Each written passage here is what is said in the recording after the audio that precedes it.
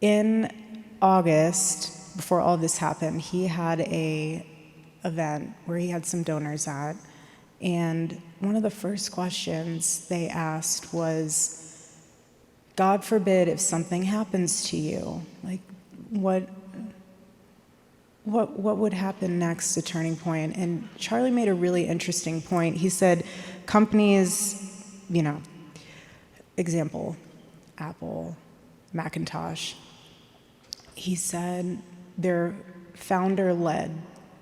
He said, but what I have built will one day, if I'm not around, be vision-led. And he had made mention at the end, Erika will do a great job running it.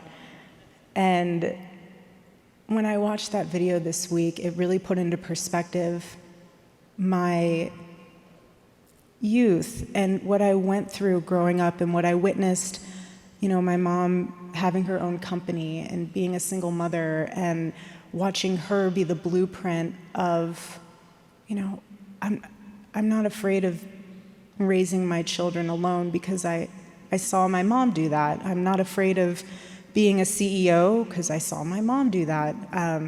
The only thing that I fear, to be fully transparent with you, is being out of the alignment of God's will, because I feel like that is a very dangerous position to be in.